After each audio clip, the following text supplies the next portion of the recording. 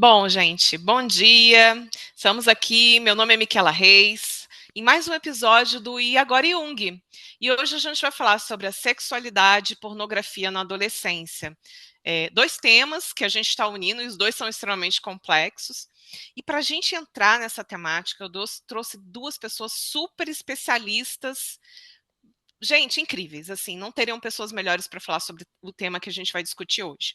Então, eu vou apresentar para vocês a Gilmara Marques, que é analista junguiana, professora do IGEP, e acabou de defender e falar sobre a temática da adolescência.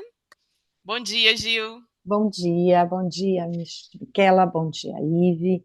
É um prazer estar aqui, poder trazer esse tema tão importante para todos. Isso. E agora eu vou trazer a Ivanilde Alves, que é especialista, sexóloga, analista junguiana, também pertence ao grupo do IGEP. Bom dia, Ive. Bom dia, gente. Estamos aqui de novo. E agora, Jung? Essa é a pergunta que não quer calar, né? Vamos lá. E agora, Jung? Diga aí. É isso aí. Gente, o Jung ele sobre a coisa do seu tempo. Então a gente está trazendo o tema sobre, né, o nosso tempo do agora, e, né, fazendo assim agora, Jung, se você tivesse nesse momento, no tempo do aqui e agora, o que você discutiria sobre a adolescência? Então é isso, gente. Eu vou chamar a Gilmara para a gente falar um pouquinho sobre a adolescência, fazer um histórico, vai ser muito legal. Bom, Gil, fica à vontade.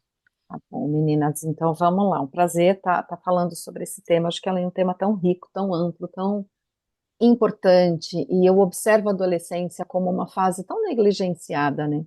A gente sempre fala da adolescência como um momento de vida bonito, ai, tão bom ter 15, ter 16, né? De uma forma tão utópica, mas de verdade, né? O que é esta crise, o que são esses conflitos, o que é esse momento de passagem no nosso processo de desenvolvimento com a seriedade que ele precisa ser visto. Eu acho que isso, infelizmente, ainda é muito negligenciado por nós em geral, né? Pela sociedade, pela própria área de saúde.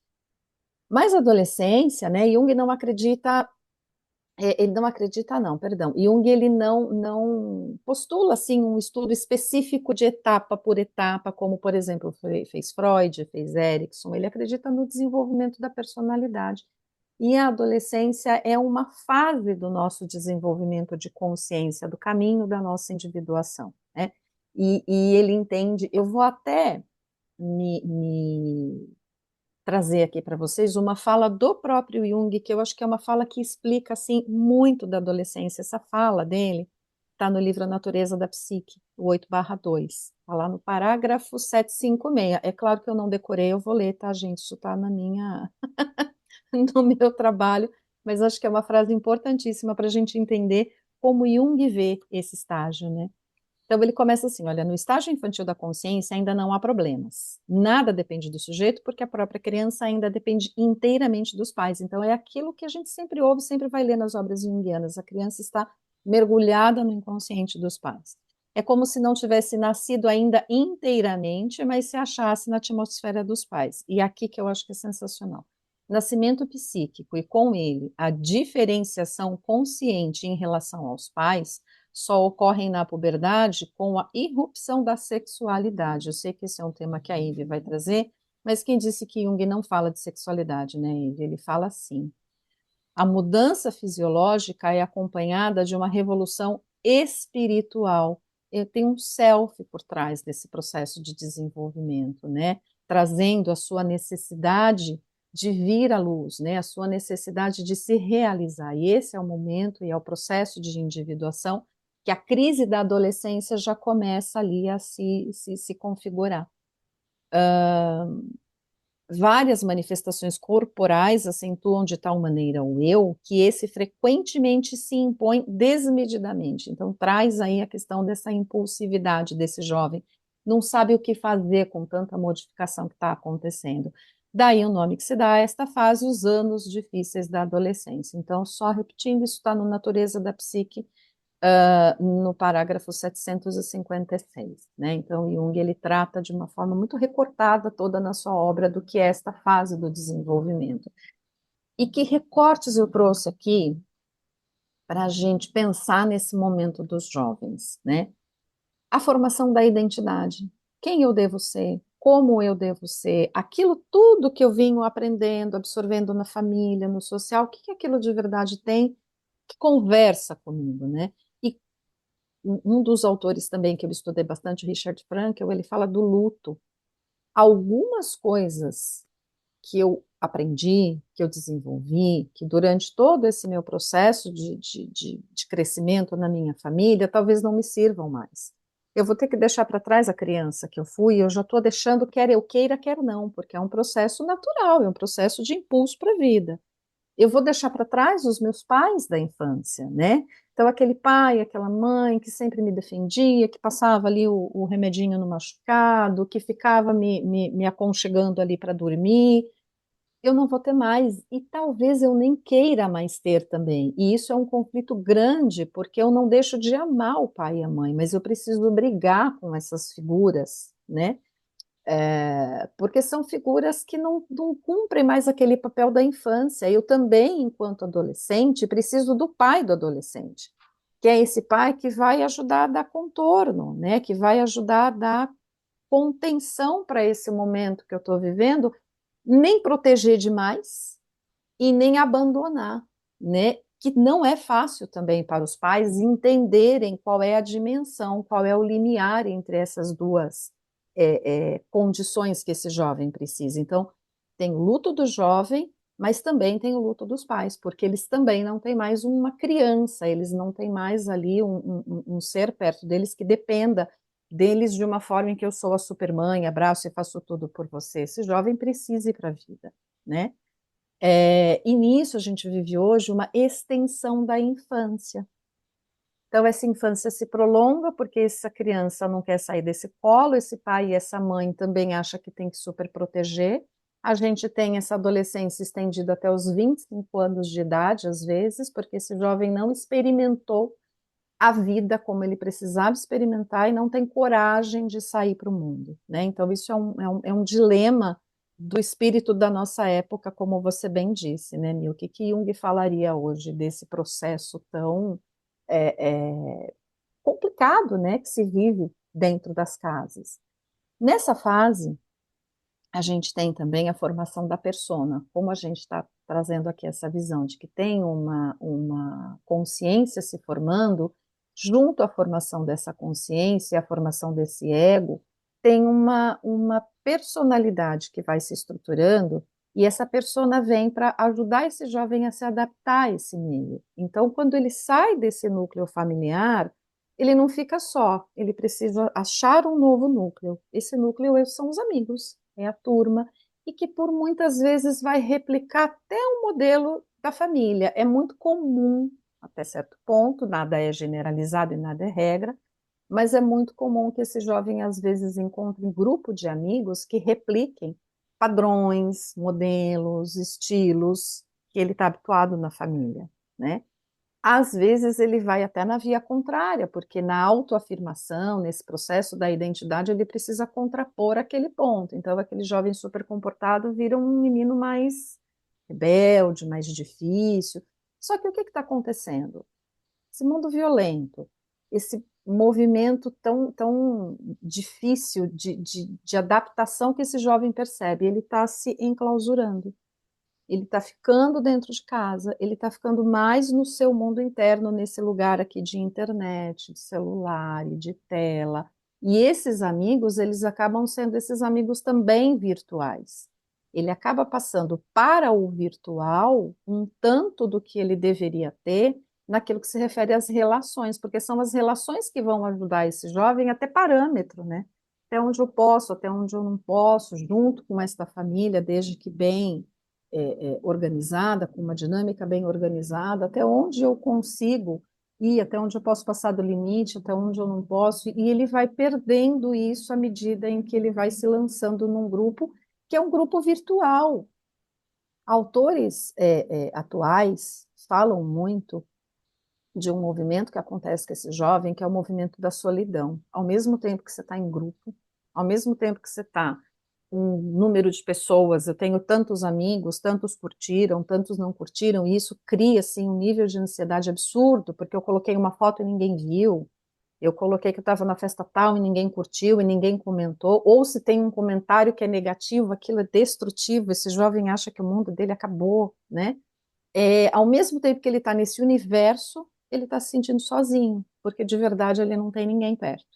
Ele não tem ninguém para dividir, ele não tem ninguém para formar um vínculo estável, um vínculo de confiança, um vínculo de profundidade, né?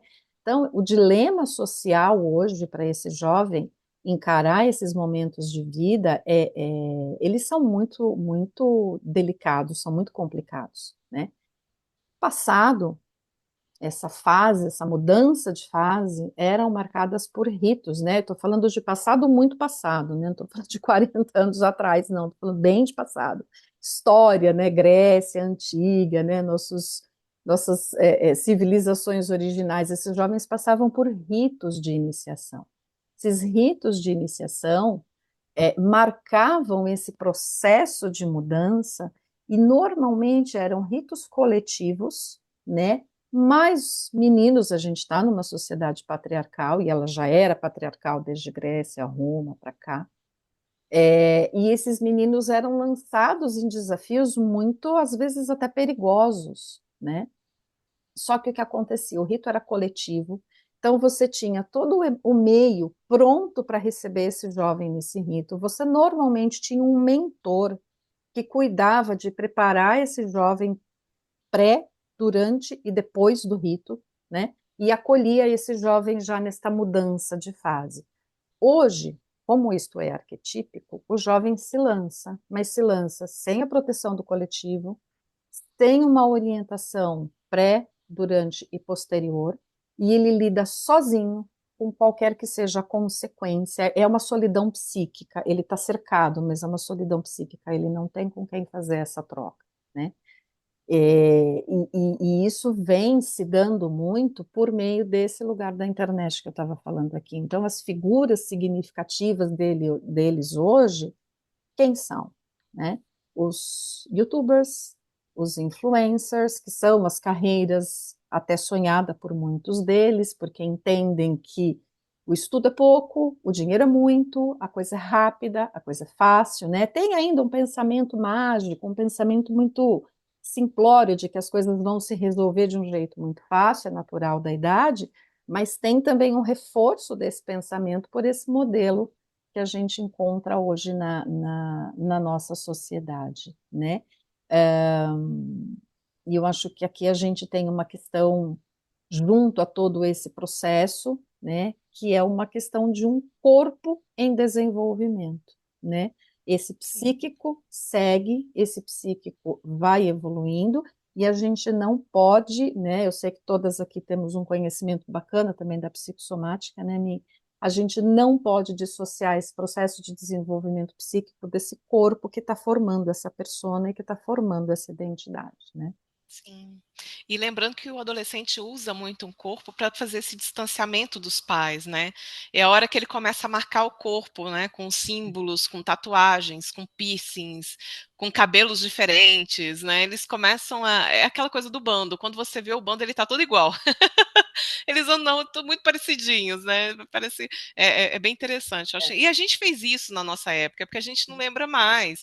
A gente já se desconectou da fase da adolescência, mas tem a fase do preto, a fase do grunge. A gente tinha muito isso, lembra? Os cortes de cabelo, né? Corte de cabelo, né? Tinha A muito Ivy dessas não, questões. viu? A Ivy A não, Ivy não, a passou Ivy não, não ilesa. passou por isso, não. Mas é um barato. E aí essa questão da sexualidade do corpo, ela está muito premente, né? Porque o adolescente é uma bomba hormonal ambulante, né? Porque eles fazem muita mudança num curto espaço de tempo e muda tudo, né? É mudança psíquica, neurológica, física, espiritual, mental, é muito bombardeamento, né? Então, diante de tudo isso, às vezes é até comum que eles ficam mais tímidos, né? Mais retraídos, que reforça esse padrão de ir mais para dentro de casa, ficar mais nas mídias, né? E o quanto que isso se reflete nas próprias sexualidades, né? No uso, por exemplo, da pornografia.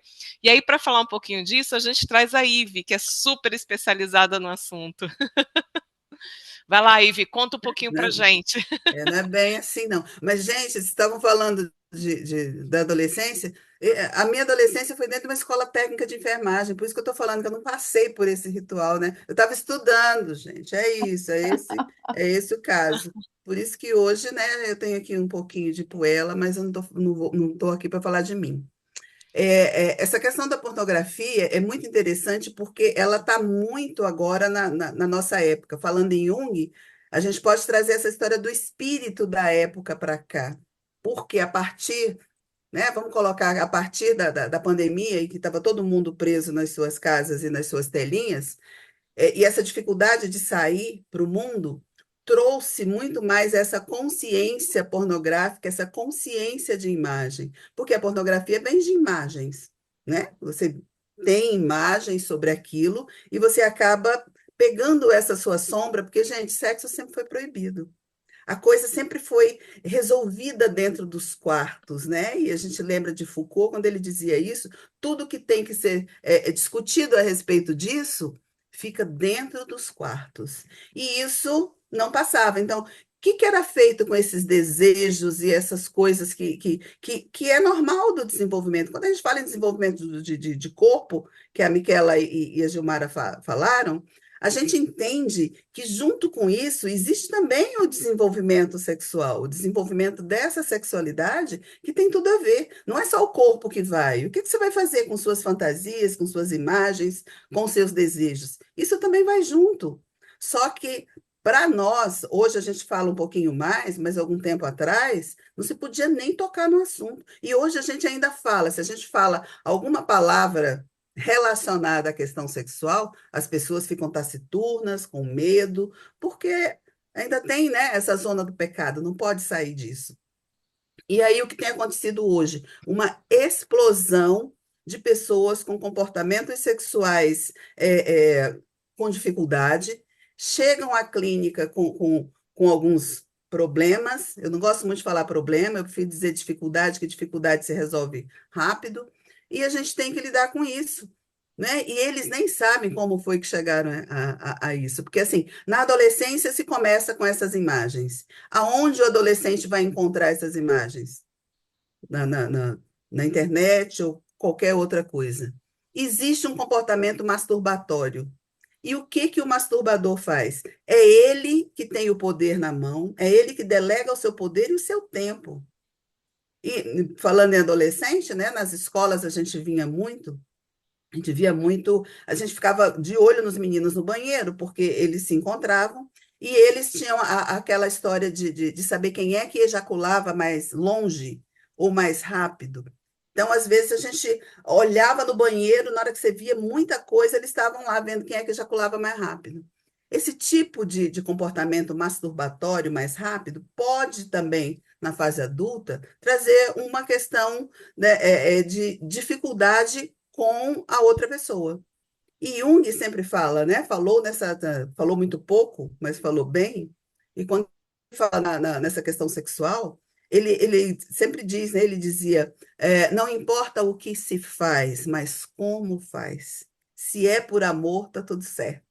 E aí a gente fica falando nessa questão de afetividade no espírito da época, em que a pessoa se resolve muito rápido, tem desejo, tem uma imagem, e ele vai ver a imagem, ver um filme pornô ou algo mais rápido, se resolve rapidamente. Muitos, né, têm problema sério de ansiedade, e o prazer imediato da masturbação é rápido e vai embora.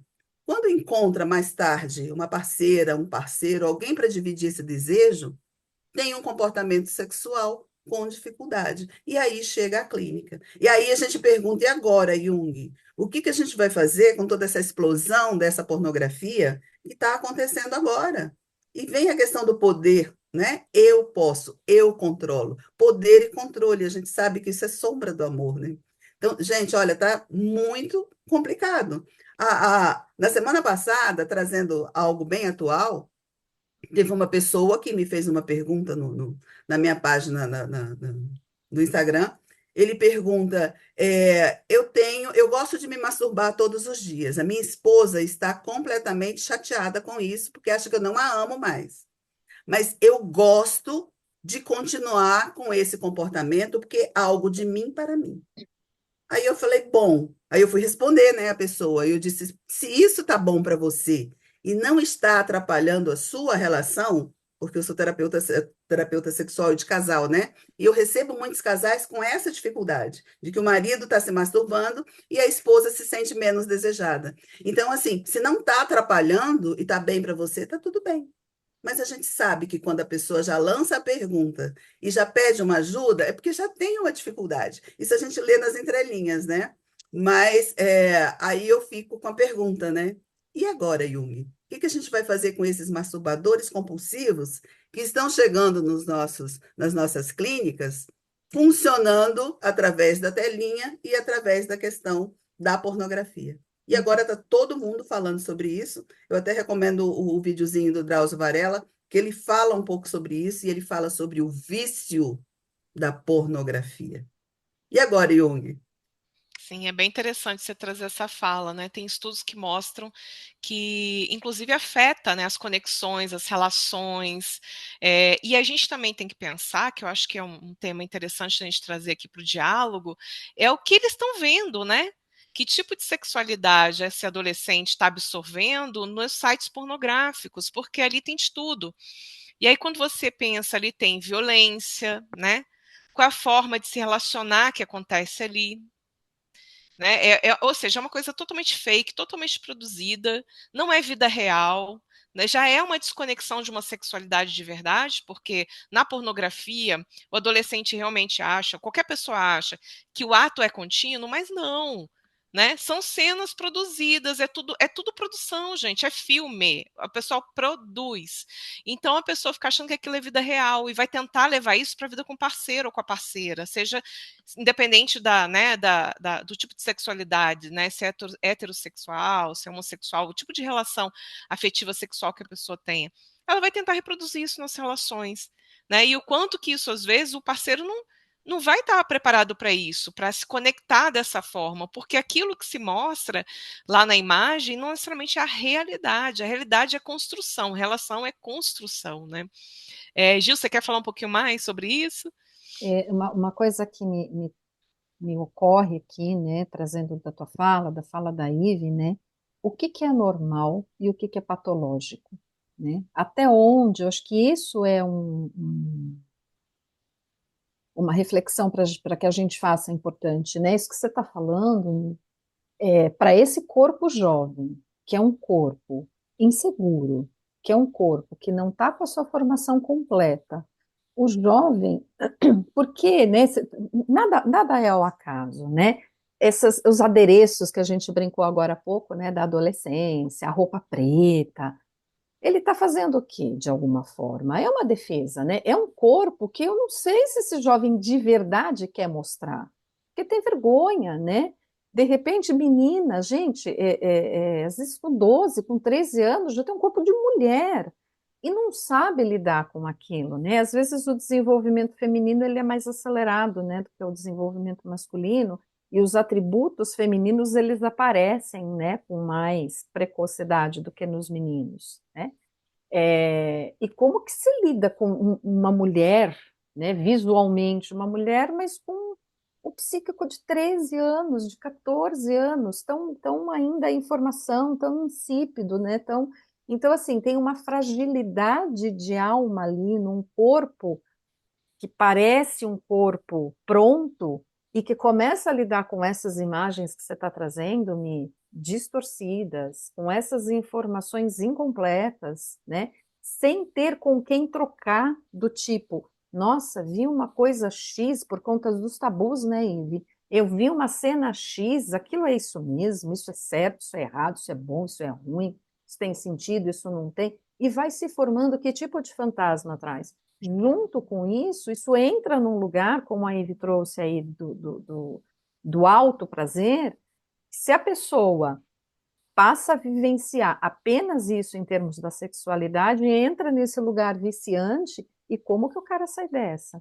Então, entra nesse lugar que a Ivy está trazendo aqui, né? Vira um adulto que não sabe depois lidar com essa parceira, quer dizer, não é nem parceira ou parceiro, não sabe lidar com a sua sexualidade, porque antes de você ir para o outro, você tem que olhar para você, né? Você tem que cuidar de você. Então, A minha questão fica aqui, né? Até onde é normal, eu acho que é uma descoberta, fase da adolescência, fase de descoberta.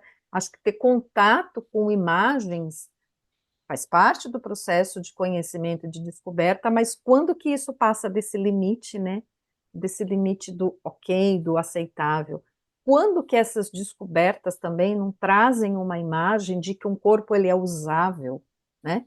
Seja a imagem da mulher, seja para a imagem do homem, eu acho que isso indifere, mas o quanto que eu também exploro um corpo como um objeto, né? Como que essas relações vão se tornando tão complexas, né? Isso Sim. que me ocorre aqui. Essa objetificação, né, do corpo, né? Exato, E exato. você, Ive, o que que você acha? Então, eu estava aqui pensando quando a Gil falou na questão de normal, né? Lembrando que Jung coloca o conceito de normalidade completamente diferenciado, porque ele diz que, Sim, né, ninguém é normal, né? Que o normal, a pessoa tem que ser muito acima disso. Não é que não seja normal, ela tem que sim, buscar situações para que ela seja muito acima do normal, né? E aí eu estava pensando, mas na clínica a gente ainda vem com essa história, né? O que que é normal, né? E aí a gente pergunta para a pessoa o que está normal para você. Tá bom para você essa história de você se masturbar todos os dias e ter esse desencontro com a sua esposa? Tá causando dor? Deve estar causando dor, porque você está trazendo para a clínica, né? E pela experiência que a gente tem na clínica de casais, a gente percebe que realmente a mulher, como ela não tem todo esse preparo sexual que o homem tem, porque lembra da questão do machismo estrutural, o homem pode, a uhum, mulher não pode? Né? Tem aquela velha frase que as nossas avós e as nossas mães utilizavam, né? Prendam suas cabras que meu bode está solto. Vocês lembram disso? As oh, meninas tinham que ficar presas, mas os bodes iam para a rua, né? Eles podiam, as mulheres não. Então, a mulher começa a se sentir menos amada, menos procurada. E isso começa a trazer desacerto. E aí a gente tem que fazer todo um trabalho com essa mulher que não teve essa oportunidade de curtir o seu corpo, de curtir a sua sexualidade, de experienciar o desejo e o prazer com as suas partes corporais. A gente tem que falar sobre masturbação também com essa mulher, porque muitas vezes ela nunca experimentou, mas o homem sim, porque lembra, o homem está solto. Então, quando começa a dar problema, né? Quando a coisa começa a dar ruim, gente, aí a gente começa a pensar no conceito de normalidade de Jung, que é estar um pouco acima disso aí, ou seja, tem que estar bom. Se está trazendo prazer para você e para você, tá tudo bem. Mas se começou a ter dificuldade, aí a gente tem que conversar sobre isso. É o que eu sempre digo e é o que sempre acontece aqui, né? E a Gil estava falando da questão da maturação, da maturidade da menina, né? Que ela fica muito acima do homem. O Jung fala isso lá em Civilização em Transição, né? Ele dá até uma faixa é etária verdade. a respeito, né? De 5 anos, mais ou menos. Eu não estou com o livro aqui, eu procurei na estante até para ler o parágrafo, mas ele dá uma margem de mais ou menos 5 anos de diferença entre o menino e a menina. E é bem interessante, né? Essa questão da maturação. Acho que é até tema para outro podcast É. em algum outro momento. Mas é isso, gente. Esse conceito da normalidade vem da questão: tá bom para você ou não tá bom para você? Aí é que a gente vai medir na clínica o que está normal ou não e vai tomar essas providências aí mais cabíveis ao momento. Eu acho também, gente, aí trazendo, amarrando as duas ideias, né, que os pais precisam estar, os pais, né, precisam ficar atentos. Porque, assim, acho que o adolescente, quando ele está numa desmedida de comportamento, ele está num vício de pornografia, ele vai dar sinais, né? E aí a importância da família, né, de ter conversa, de ter diálogo, de ter comunicação. Eu acho que a comunicação dentro da família e também na escola, né, e você que foi educadora sexual, a escola, a família, nós precisamos estar juntos nesse processo de construir uma sexualidade mais positiva, de alertar o adolescente para os riscos, né? E do vício mesmo. A Gil trouxe isso, né? O risco do vício para a pornografia, porque os dados mostram até impactos neurológicos, né, no adolescente ou na adolescente que estão viciados em pornografia, né, na dificuldade de conectividade, nas relações. Eu acho que isso é muito importante. Então, fazer esse convite para que o adolescente faça autocrítica, é importante, mas para a família em si fazer autocrítica, né? De como estão as relações, como estão as conversas, né? A boa comunicação, eu acho que é sempre a chave dos bons relacionamentos. Meninas, agora a gente está indo para os nossos 5 minutinhos finais. Vamos agora fazer as nossas reflexões e amarrando a temática para os nossos ouvintes não ficarem muito, né, assim, alongado. Acho que foi um espaço, é sempre, né, um espaço importante a gente parar para refletir sobre essas questões que são tabu. Aí trouxe isso no início da fala dela, né? O nível, eu fico pensando aqui, o nível de culpa, né, que vai se gerando no inconsciente desses jovens, né, o quanto esses jovens, e daí, eu acho que para fechar minha reflexão, importantíssimo essa reflexão que você trouxe da normalidade. E a minha questão que fica aqui, que fica entre, aí agora Jung, e agora nós junguianos aqui, né, trabalhando na clínica junguiana, para esse adulto chegar nessa possibilidade de falar isto é normal, isto não é normal, eu acho que tem esse passo anterior, né? Como que ele viveu ou como que ele como foi possível para ele viver isso nessa etapa da adolescência, para ele chegar com uma consciência um pouco mais apurada e ter essa capacidade de refletir. Peraí, isso está passando do limite, isso não está passando do limite. O que que é limite para mim, o que não é limite para mim? Porque se ele não consegue trabalhar esse processo de consciência, evoluir de uma forma saudável, o mais saudável possível, tomar essa consciência na fase adulta, eu acho que ela é muito mais difícil, se torna, né? As coisas se tornam muito mais complexas. Vamos pensar nisso, gente. Eu acho que temos que colocar esse assunto na mesa, temos que levar esse assunto para o consultório, temos que levar esse assunto para as famílias, porque não é um tema fácil, não é um tema gostosinho, mas ele é um tema super importante. Muito obrigada pelo espaço, um prazer estar aqui falando disso com vocês. Amiga, o prazer foi Maravilha. todo nosso receber você aqui, porque você sabe, né? Você sabe que eu sou sua fã, então aqui fica de tiete, né, gente? Mas antes da gente terminar, assim, já me despedindo também, nessa questão da normalidade, dessa consciência, a minha preocupação é a seguinte: a gente passou por um governo que não se podia falar em educação sexual na escola. E a gente ainda tem, né? Apesar das coisas estarem se modificando, ainda tenho essa preocupação de que a gente não tem pessoas preparadas, professores com esse tipo de preparo nas escolas para estar trazendo também essa realidade. Existem escolas que estão desenvolvendo, mas existem outras que não está sendo feito nada, infelizmente, né? Isso é algo assim, até para que a gente saiba o que está acontecendo por lá. Eu tô bem ligada nessa questão educacional, porque também foi uma fase de trabalho minha. E a outra coisa que eu queria chamar a atenção aqui, que vocês falaram, o que que essa questão da pornografia vai trazer para o jovem? Gente, nessas competições, a história do tamanho do pênis é algo assim que até hoje vocês podem ver em qualquer lugar, eles têm a questão do tabu, o tamanho do pênis. Então, assim, e agora, Jung, não só sobre o tamanho do pênis, mas sobre toda essa situação que a gente está vendo aí, sabe, dessa questão da pornografia, dessas imagens, essa sombra da sexualidade que está aí assustando os nossos jovens. Eu digo assustando assim, entre aspas, que Sim, muitos deles nem sabem dessa existência, né? Mas essas imagens existem. E essas imagens, em algum momento, elas vão fluir. E a gente não sabe como isso vai acontecer e o que que vai causar, uhum. né? É Sim. isso, gente. E agora, Jung, o que que a gente E o faz? reflexo, E né, Ive, para a agora? vida, né, a psicossomática, porque corpo e alma estão Sim, juntos, né, gente? Então, É, uma vivência saudável, uma sexualidade saudável, vivenciada, experienciada pelos adolescentes, vão gerar adultos mais saudáveis também, né, com boas relações com o próprio corpo, com as pessoas, né?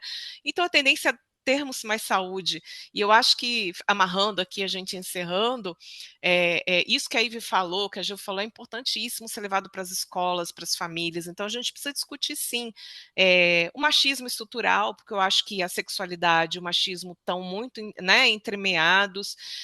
Então, a gente precisa trazer essas temáticas para as pautas das escolas, para as pautas das famílias, para a gente também crescer, porque os pais também crescem junto com os filhos, né? A gente, quando conversa, nós somos mães aqui, a gente cresce junto, né? A gente aprende, se rever, né? Então é importante, a gente precisa estar no nosso tempo e também no tempo deles.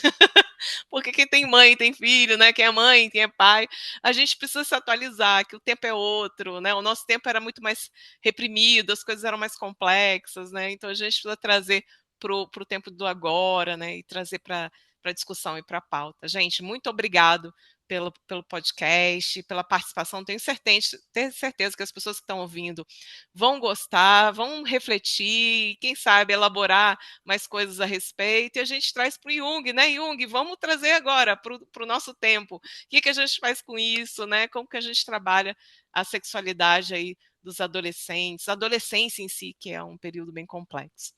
Acho que é isso, gente. Fechamos e até a próxima. Vemos vocês num outro momento. Tchau. Obrigada. Tchau, Beijo, até tchau. mais. Tchau, tchau.